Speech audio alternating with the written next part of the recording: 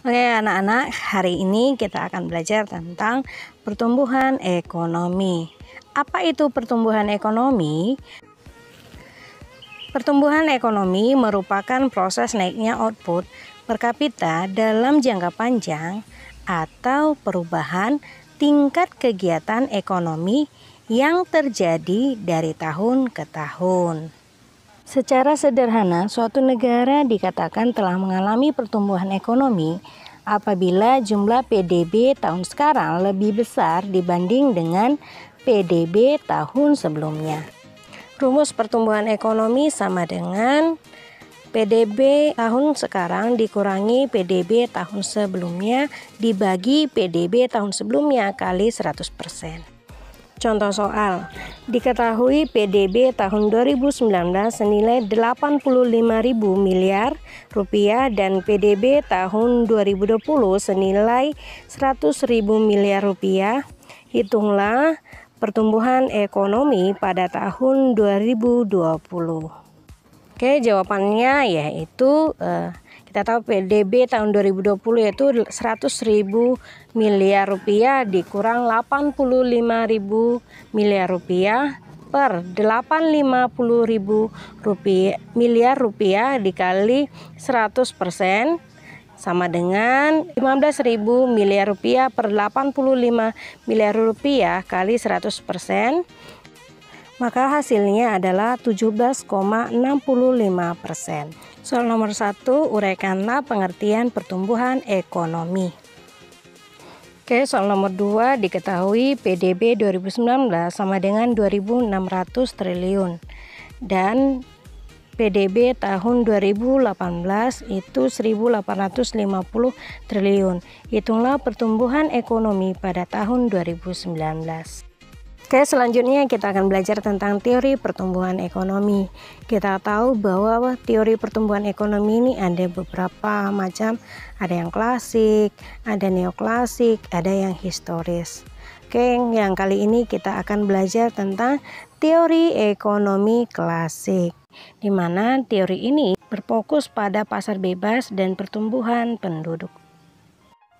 Oke, adapun tokoh yang pertama yang akan kita bahas yaitu adalah Adam Smith. Menurut Adam Smith, suatu perekonomian akan tumbuh dan berkembang jika ada pertambahan penduduk yang akan memperluas pasar serta mendorong spesialisasi. Munculnya spesialisasi ini akan meningkatkan produktivitas pekerja dan mendorong kemajuan teknologi hingga terjadi pertumbuhan ekonomi sesuai dengan yang diharapkan oleh negara tersebut. Teori ini ditulis dalam buku The Wealth of Nations atau Kemakmuran Suatu Negara. Teori yang kedua yaitu teori David Ricardo, di mana David Ricardo dan Thomas Robert Malthus itu tidak sama dengan Adam Smith. Mereka mengkritik Adam Smith apabila Adam Smith berpendapat bahwa pertumbuhan penduduk dapat meningkatkan pertumbuhan ekonomi, sedangkan David Ricardo berpendapat bahwa pertumbuhan penduduk yang terlalu besar bisa menyebabkan melimpahnya tenaga kerja. Tenaga kerja yang melimpah ini menyebabkan upah yang diterima masing-masing menurun, di mana upah tersebut hanya bisa untuk membiayai tingkat hidup minimum. Pada tahap ini, perekonomian mengalami stagnan atau kemandekan yang disebut stationary state. Tokoh yang ketiga yaitu Thomas Robert Malthus. Adapun teorinya adalah Malthus mengemukakan bahwa bahan makanan bertambah menurut deret hitung, contohnya 1, 2, 3, 4, 5 dan seterusnya. Sedangkan penduduk bertambah menurut deret ukur 1, 2, 4, 8, 16 dan seterusnya. Akibatnya bahan makanan tidak cukup untuk menghidupi penduduk sehingga terjadi kelaparan, sehingga masyarakat hidup pada tingkat substansi pas-pasan dan perekonomian mengalami kemandekan. Dapat disimpulkan bahwa ada 4 faktor yang mempengaruhi pertumbuhan ekonomi dalam teori pertumbuhan ekonomi klasik, yaitu 1. Jumlah penduduk, 2. Jumlah barang-barang modal, 3. Luas tanah dan kekayaan, 4. tingkat teknologi yang digunakan. Selanjutnya kita akan belajar tentang teori pertumbuhan ekonomi neoklasik. Ada 3 tokoh neoklasik yang akan dibahas, yaitu Robert Solow, Harold Domar, dan Joseph Schumpeter. Teori ini menitikberatkan pertumbuhan ekonomi dari segi penawaran yang tergantung kepada perkembangan faktor-faktor produksi. Adapun tokoh yang pertama yang akan kita bahas yaitu Harold dan Domar. Teori Harold Domar ini bertujuan menjelaskan syarat yang harus dipenuhi agar suatu perekonomian dapat mencapai pertumbuhan ekonomi yang stabil dalam jangka panjang.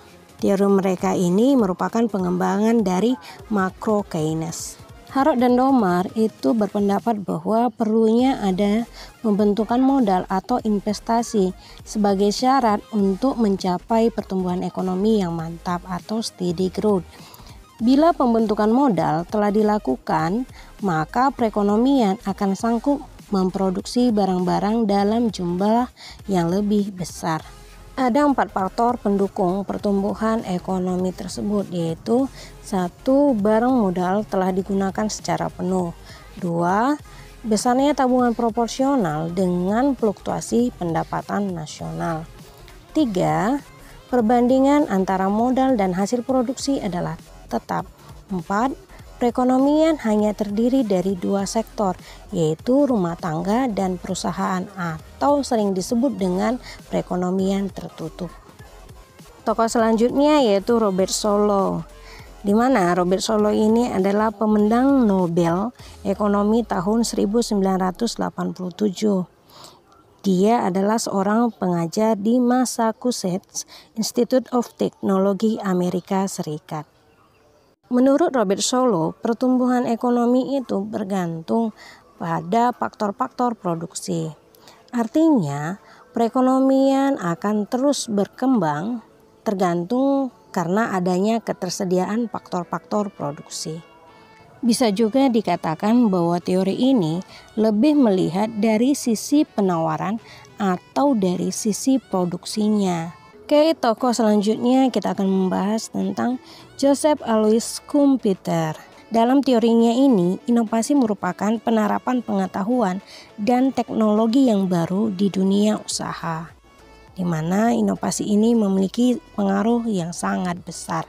Menurut Schumpeter, pertumbuhan ekonomi sangat ditentukan oleh kemampuan kewirausahaan atau entrepreneurship, di mana mereka ini berani berinovasi kan dalam aktivitas ekonomi, terutama dalam bidang produksi.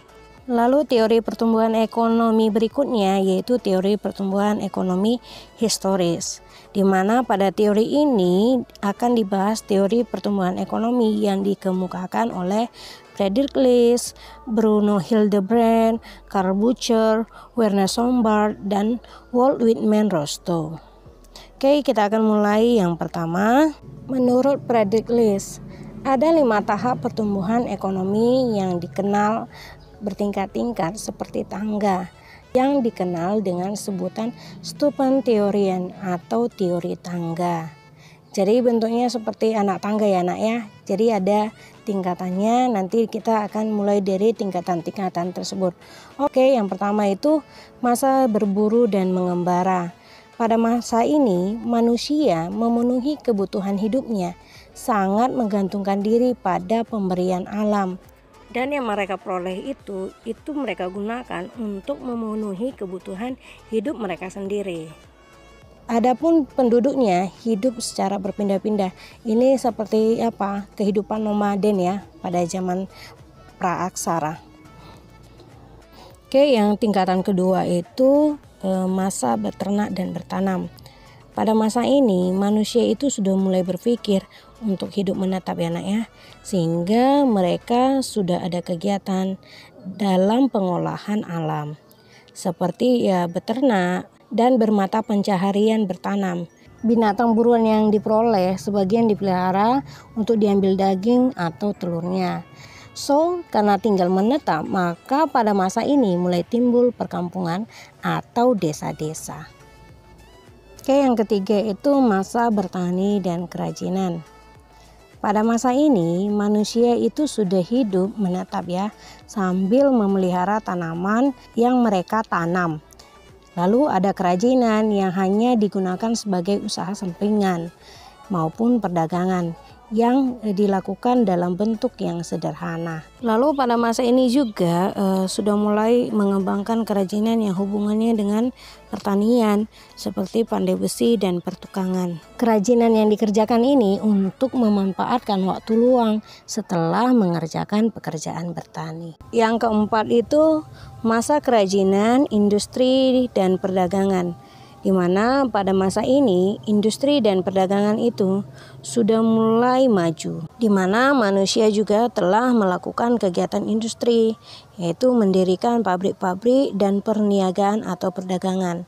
Oleh karena itu, pada masa ini muncul kota-kota sebagai pusat industri dan perdagangan. Serta di sini juga teknologi dan pengetahuan itu sudah maju. Oke, tokoh selanjutnya itu adalah Bruno Hildebrand. Di mana menurut Bruno Hildebrand, pertumbuhan ekonomi itu dilihat dari alat tukarnya yang terdiri dari 3 tahap, yaitu 1.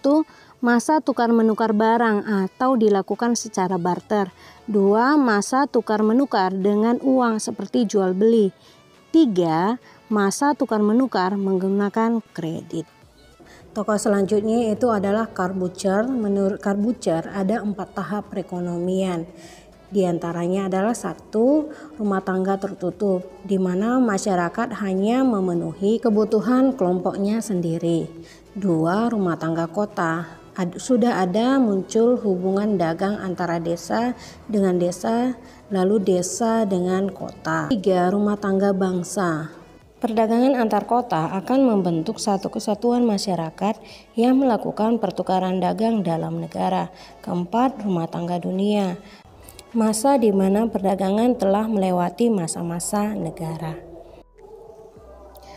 Tokoh selanjutnya itu Werner Sombart. Tahapan pertumbuhan ekonomi terjadi karena masyarakat memiliki susunan organisasi dan ideologi masyarakat. Tahapannya adalah 1. Zaman perekonomian tertutup, di mana masyarakat masih terbatas menghasilkan barang dan melakukannya secara kekeluargaan atau hanya memenuhi kebutuhan sendiri. 2. Zaman kerajinan dan pertumbuhan. 1. Kebutuhan manusia meningkat. 2. Masyarakat mulai ada pembagian kerja sesuai kalian. 3. Zaman kapitalis. 1. Muncul pemilik modal. 2. Produksi bermotifkan keuntungan. 3. Sudah ada hubungan antara pemilik modal dan pekerja. Oke, kita lanjut dengan tokoh selanjutnya, yaitu Walt Whitman Rostow. Seperti apa teorinya ini?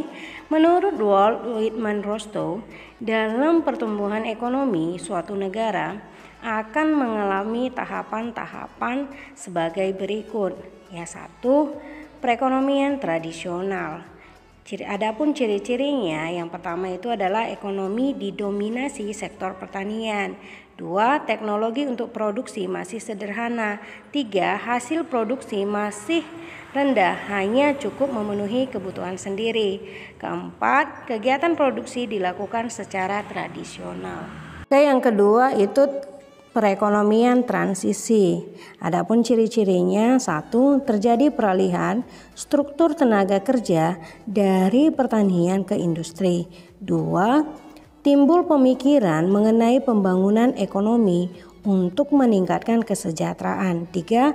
Perekonomian mulai menciptakan kerangka kokoh untuk mencapai tingkat perekonomian yang lebih maju. Tahapan ketiga yaitu perekonomian lepas landas. Adapun ciri-cirinya, yang pertama, hambatan dalam struktur sosial dan politik dapat diatasi. 2. Semua lembaga dapat berfungsi sesuai harapan masyarakat. 3. Nilai investasi yang bersifat produktif meningkat sebesar 10% dari nilai produk nasional neto. 4. Kegiatan ekonomi berlangsung secara terus-menerus dengan hasil yang memuaskan. 4. Perekonomian menuju kedewasaan. Adapun ciri-cirinya, yang pertama, serikat buruh dan dagang semakin maju atau profesional. 2. Berkurangnya sektor pertanian dan sektor industri dan jasa memiliki peranan yang semakin dominan. 3. Adanya perubahan di dalam struktur organisasi perusahaan atau manajer sebagai pengambil keputusan tertinggi, bukan lagi pemilik. 4. Timbul kesadaran masyarakat untuk memelihara dan melestarikan lingkungan. 5. Perekonomian dengan tingkat konsumsi tinggi. Ciri-cirinya 1. Tenaga kerja didominasi tenaga kerja terdidik. 2. Penduduk di kota lebih besar dari desa. 3. Timbulnya usaha untuk menciptakan kesejahteraan yang merata atau menerapkan pajak progresif dengan tujuan mentransfer pendapatan dari penduduk kaya ke penduduk miskin. 4. Lebih cenderung memenuhi kebutuhan tersier daripada kebutuhan primer dan sekunder, contohnya kehidupan di Dubai.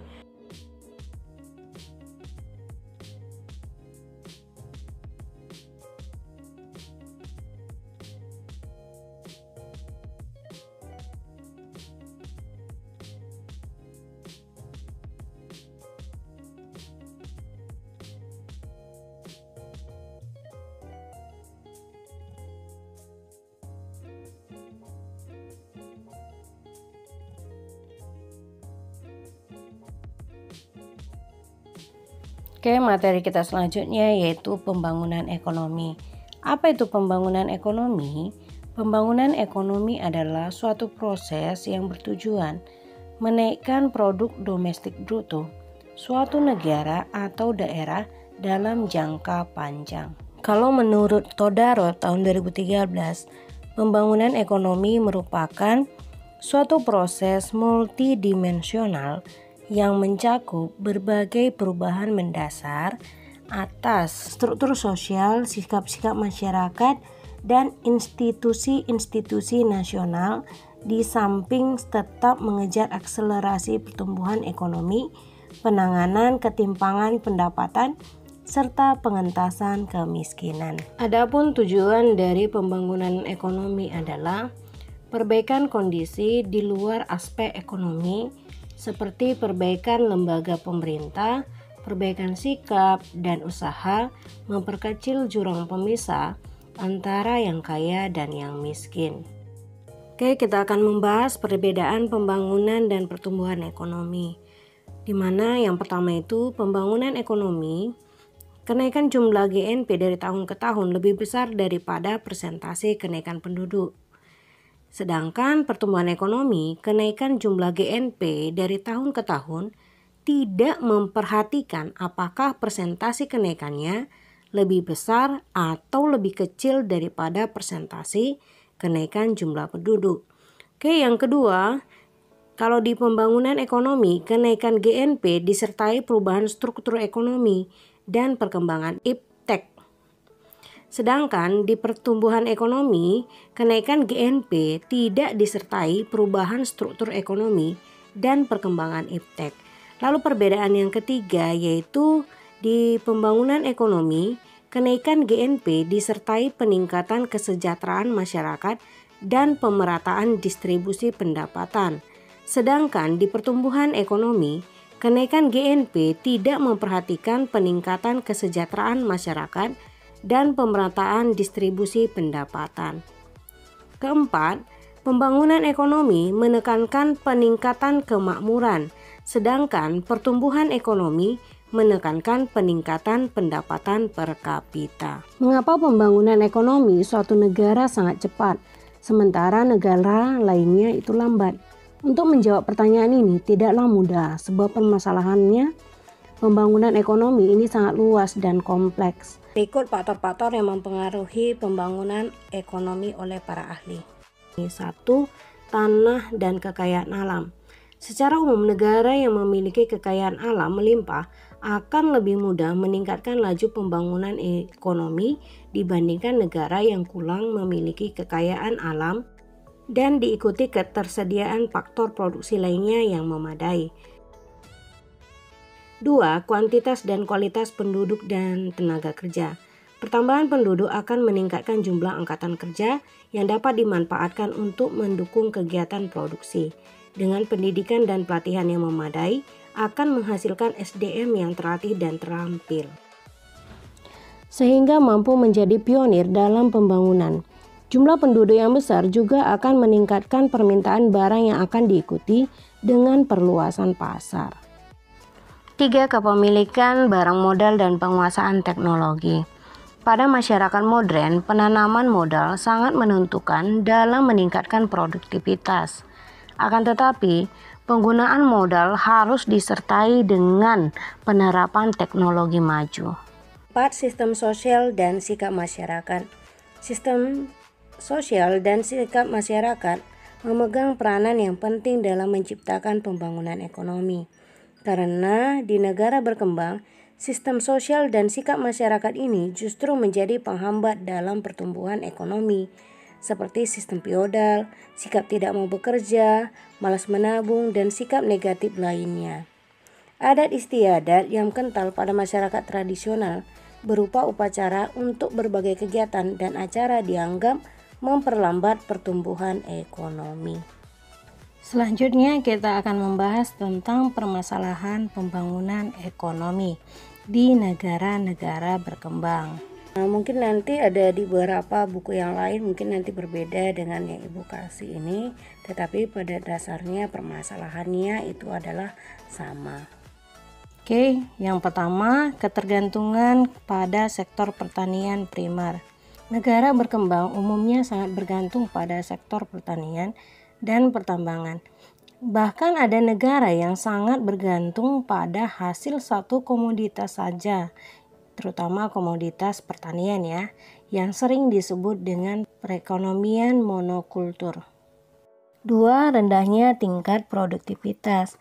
Hal ini dapat dilihat dari PDB per kapita yang sangat kecil sehingga mengakibatkan pendapatan rata-rata juga rendah.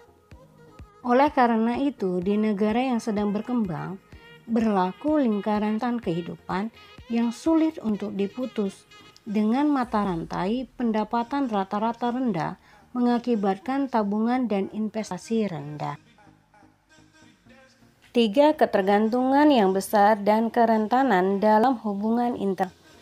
Hal ini terjadi karena ketergantungan dalam bidang industri pada negara-negara maju, sebab bahan bakunya harus diimpor dan yang diekspor negara berkembang umumnya barang-barang primer. Ketergantungan pada negara-negara maju juga terjadi dalam bidang industri.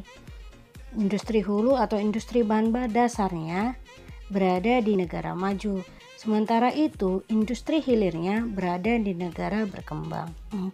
Pasar dan informasi yang tidak sempurna, di mana keberadaan pasar di negara-negara berkembang juga memberi informasi yang tidak lengkap. Kenapa? Informasi hanya dikuasai oleh sekelompok kecil pengusaha yang mempunyai hubungan baik dengan birokrasi, maksudnya pemerintah ya nak ya. Keadaan ini menyebabkan konsumen sering dirugikan. 5. Tingginya tingkat pengangguran, di mana tingkat pengangguran di negara-negara berkembang itu sangat tinggi. Hal ini disebabkan oleh laju pertumbuhan angkatan kerja yang lebih tinggi dan diikuti dengan rendahnya pertumbuhan kesempatan kerja. Rendahnya pertumbuhan kesempatan kerja ini berhubungan dengan rendahnya tingkat penanaman modal, khususnya di sektor-sektor industri dan jasa modern. 6. Rendahnya tingkat kehidupan. Rendahnya tingkat kehidupan terutama dilihat dari kemampuan pemenuhan kebutuhan dasar, seperti makanan, pakaian, perumahan, kesehatan, dan pendidikan. Menurut laporan UNDP, lebih dari 1 miliar penduduk negara berkembang masih hidup dalam kondisi kemiskinan, kekurangan gizi, dan kondisi kesehatan yang buruk. 7. Tingginya pertambahan penduduk. Tingkat pertambahan penduduk di negara berkembang sebesar 2-4 kali lipat pertambahan penduduk di negara-negara maju. Jadi tidak mengherankan jika 75% penduduk dunia ini merupakan penduduk negara berkembang. Tingginya tingkat pertambahan penduduk di negara berkembang telah menimbulkan masalah-masalah besar, terutama berkaitan dengan penyediaan pangan, kesempatan kerja, perumahan, pendidikan, dan kesehatan. Strategi pembangunan adalah rencana yang cermat mengenai kegiatan untuk mencapai sasaran khusus. Indikator utama keberhasilan pembangunan ekonomi. Satu, indikator moneter dilihat dari pendapatan per kapita. Kalau pendapatan per kapita yang tinggi berarti pembangunan ekonomi berhasil. Begitu juga dengan pertumbuhan ekonomi dan distribusinya. Jika pendapatan nasional semakin tinggi, maka pembangunan ekonomi juga berhasil. Dua, indikator non-moneter. Adapun indikatornya yang pertama indikator sosial, di mana indikator ini mencakup tingkat harapan hidup, konsumsi protein hewani per kapita, persentase anak-anak yang belajar di SD, SMP, dan kejuruan, serta jumlah surat kabar, telepon, dan radio, serta konsumsi energi per kapita. Indikator kualitas hidup. Indikator ini diperkenalkan oleh Maurice D, yaitu mencakup indikator tingkat harapan hidup, angka kematian bayi, dan tingkat melek huruf. Dalam kaitannya dengan indeks ini, pembangunan ekonomi dikatakan berhasil jika kematian bayi semakin kecil, karena kematian tahunan bayi yang berumur di bawah 1 tahun per 1000 yang hidup. Yang kedua, angka harapan hidup makin tinggi dan tingkat melek huruf itu makin tinggi. 3, indikator campuran. Indikator yang pertama itu indikator sukses inti, dikembangkan oleh Biro Pusat Statistik tahun 1992. Mencakup aspek pendidikan, kesehatan, perumahan, angkatan kerja, keluarga berencana dan fertilitas, ekonomi, kriminalitas, perjalanan wisata, dan akses ke media massa. Lalu yang kedua itu indeks pembangunan manusia, mencakup tingkat harapan hidup, tingkat melek huruf, dan pendapatan real per kapita yang dihitung berdasarkan paritas daya beli atau keseimbangan kemampuan berbelanja. Selain indikator-indikator di atas, garis kemiskinan dan kebutuhan dasar minimum juga digunakan sebagai indikator pembangunan ekonomi. Adapun kebijakan dan strategi pembangunan yang dilaksanakan pemerintah Indonesia adalah Jamkesmas, Dana BOS, dan PMPM atau Program Nasional Pemberdayaan Masyarakat Mandiri. Dampak positif dari pembangunan ekonomi. 1, jaminan sosial yang lebih baik. 2, peningkatan kualitas SDM. 3, terciptanya lapangan pekerjaan. 4, dan lain-lain. Dampak negatif pembangunan ekonomi. 1, lahan-lahan pertanian produktif banyak tergusur. 2, timbulnya pencemaran air, tanah, dan udara. 3, rusaknya ekosistem yang dapat mengancam kelestarian alam. 4, hilangnya habitat alam baik hayati ataupun hewani.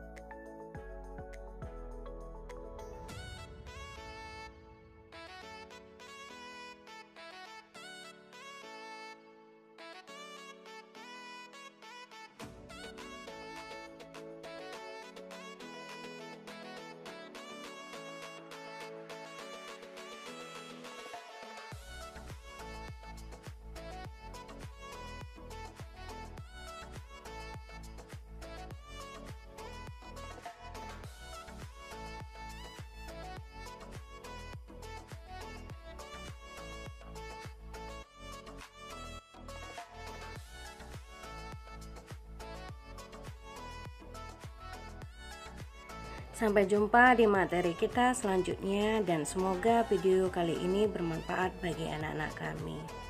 Rirang-rirang kumpari, kumpari meruah-ruah.